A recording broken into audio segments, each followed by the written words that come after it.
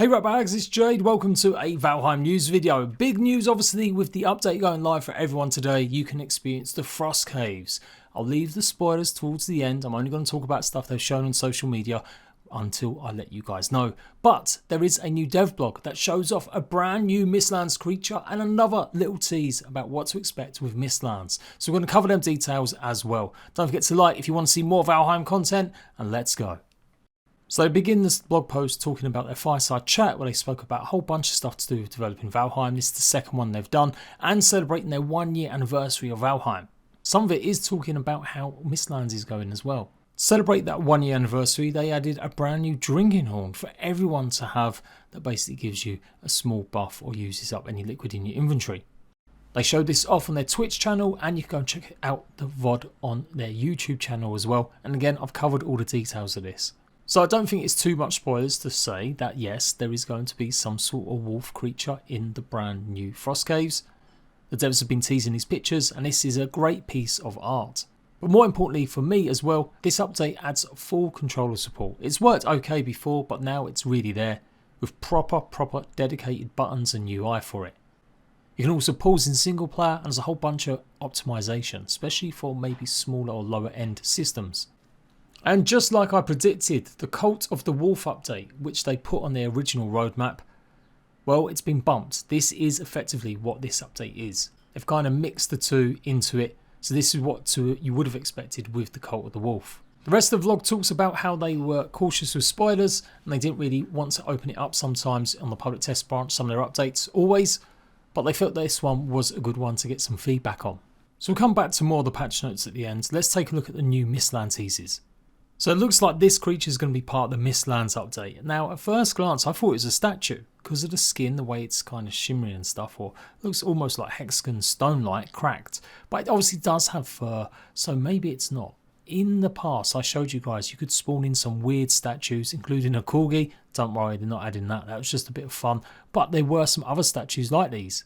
So could the Mistlands be potentially some way to turn creatures into stone sometimes? Imagine if that's something that happens. At night time they go to stone, or they come alive, and during the day they're stone creatures. Maybe it's nothing to do with being stone, I don't know. I just feel like the skin is very unique and different. There's also a small tease of what to expect with the Mistlands. They've done some concept art and shown off a little build inside the very entrance to the Mistlands. What I really love is look at these trees. They look like bonsai trees, but much bigger obviously. And you can see the landscape is pretty rolling and gnarly with the great big spikes in the background. So great stuff, absolutely can't wait for the Mistlands update. Of course, don't expect it anytime soon. I'm predicting at least another 2 months, maybe longer. They also show off a build of the month, something they're going to be doing hopefully a bit more regularly, and I like to see this. This is great. So here is the patch notes without spoilers. Suddenly, Frost Caves, anniversary drinking horn added, pause function in single player, full controller support, gamepad text input when running through in Steam Big Picture mode, UI settings and Steam Deck fixes, FPS limiter and reduced background performance, split dialogue can take numeric input, so you now can split your resources a bit quicker and better. Signs can now be built without a workbench, bug fixes and quality life improvements, armor stand now supports ATGers and shield styles, and there are no map mode tweaks. You can turn off the map in VALHEIM, it's something that devs play with a lot. And that is it. Now to go on to the spoilers, so look away now if you really have somehow managed to avoid a bunch of this in the past. Obviously we've got the new Frost Caves, and it's got new enemies, the Olve, the Cultist and the Bats. Got new crafting materials, red jute, Fenrir hair and Fenrir claws, which will be crafting brand new Fenrir armor set. The coat, the leggings and the hood. When you wear it all, it gives you a movement speed buff, as well as cold protection and a fire buff. Basically you won't take as much fire damage. You've got a new weapon, the Flesh Rippers. It's basically for your fists. New build pieces, the red jute carpet, the red jute curtain and standing brazier. And they've got the new event, You Stirred the Cauldron, which basically has bats coming to attack you. Now onto the fixes improvements, FPS limiter setting an option to reduce GPU usage when minimised, menu FPS capped to 60, various console command improvements and additions, fixed some dungeon parts not being fully deterministic, i.e. not ending properly, improvements to that no map setting. It's a server setting now that you can have, so if you have it on your actual own server, you can turn it on and other players have to play that way too.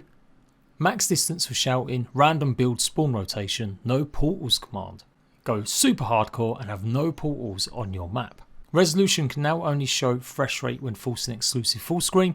Lots of UI fixes, change the name of unarmed skill to fists, helmets covering the player's character's face should now hide beard, the reduced background performance is available as a setting, and recipes for events like Jack-o'-lantern and Yule stuff has now been disabled. Quality of life, the building marker is now more subtle and indicates piece rotation.